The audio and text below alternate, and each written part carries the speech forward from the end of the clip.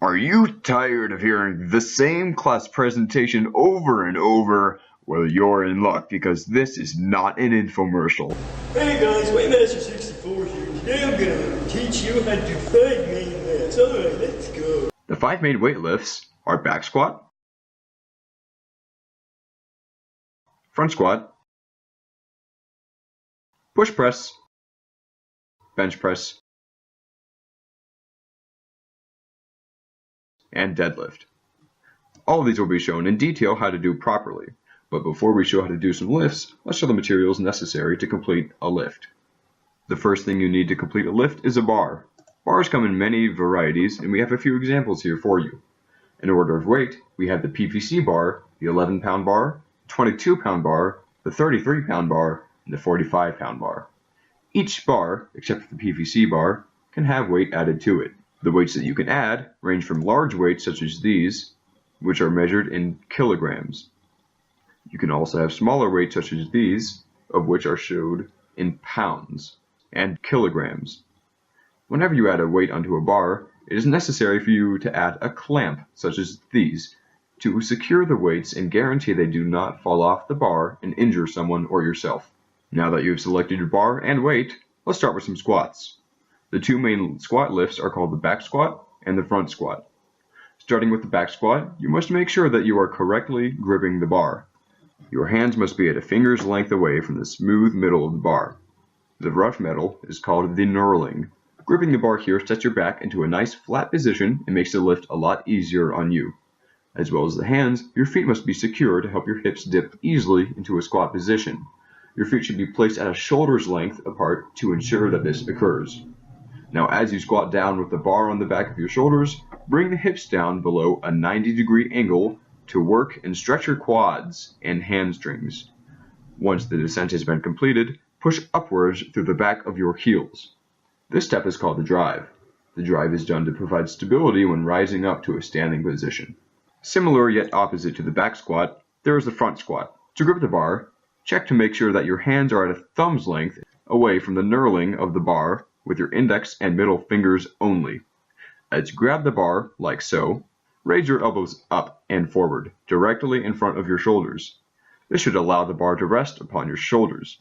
Gripping the bar like this provides balance to the bar and yourself without stressing your hands, wrists, and fingers. The appropriate stance for the squat should be at shoulder's length apart for your feet. Once this stance is taken, dip down below 90 degrees and push back up through your heels, just like a back squat would perform.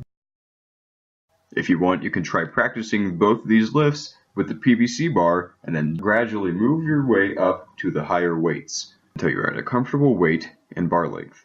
Now that you've mastered the 2 main squats, let's move on to the push press.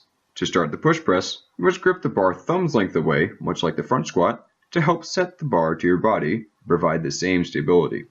Your feet must be at a shoulder's length to help stabilize yourself while dipping down and pushing up. For the descent stage, bring the bar down to your clavicle or deltoids.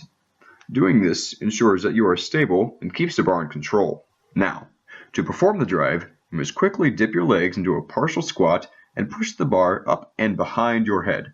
This locks and stacks your bones, and it makes it much easier to carry the weight. As you move on to the larger weights, this will be extremely helpful. Make sure not to lean the bar forward or down, as it may result in you hitting your head or dropping the bar completely. Now rack the bar, and we'll move on to the bench press. To perform the bench press, you must center yourself in the middle of the bench and lie down so that your head and your eyes are level with the bar directly above you. Relax your shoulder blades and your neck, as this provides support to your back and allows you to rack the bar easier once you are finished with a lift. Once on the bench, again, put your hands thumb's length away from the knurling on the bar. This will help center the bar and make it easier to rack, and it'll give you much more stability to your lift. Now that you can grip the bar, we can start our descent. De-rack the bar and move it so that your arms are straight up and down. Slowly move the bar down towards your chest. Move it towards the bottom of your pectoral region or the middle of your chest. Leave it about an inch above your chest so that it does not crush your breastbone or make it harder for you to breathe. Once the bar reaches that spot about an inch off your chest, push the bar back up into a standing vertical position. Then rack the bar again behind you.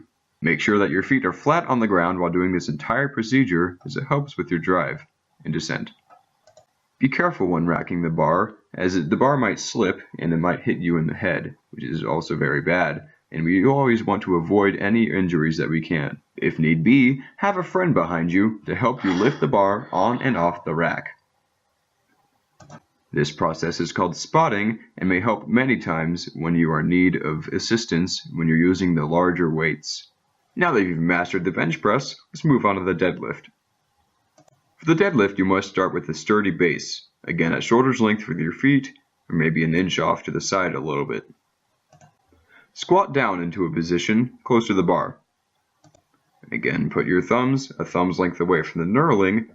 Set your back straight up and down and not rounded out, for this will help with the lift greatly. As your back is set, it'll make it much easier to lift the weight and the bar. This will also help prevent any injuries that might occur just because of false back sitting. Now that your back and feet are in place, let's start the drive. Slowly lift up, and remember not to jolt or jerk your arms, as it might stretch some muscles, and that'll be very bad and can cause some serious injuries. Slowly move up into a standing position, like so. Once in the standing position, do a semi-squat, about halfway. Now slowly drag the bar down your leg to about your mid-shin, and remember not to move your bottom anywhere. This will activate different muscles that will give you a better workout. Remember to keep your back set through this entire process, as it will help you not to drop the bar, and it will give you a better workout as well. Also, this prevents further injuries that could be otherwise avoided. Slowly drive back upwards towards your hips and go back into a standing position. Once you've done this, assuming that your feet are in the correct position, just drop the bar. Each weight will land on either side of your feet and you will not be injured at all. Remember to add the appropriate weight for your size and body type for these types of lifts, as it may cause some serious injuries otherwise. Now that you know how to perform the 5 main lifts, you can lift like a champ and assure your personal safety. Performing these lifts will help your muscles strengthen and keep your body in good shape. Double check your breathing and make sure that you always exhale on the drive, or the pushing away from your body. Well, that's all we have for today. Thank you for your time and enjoy your new personal image. Hey guys, thanks for watching the video. If you liked it, leave a like and subscribe and a 5-star rating. If you also liked the video, why not give us an A? If you didn't, well, sorry.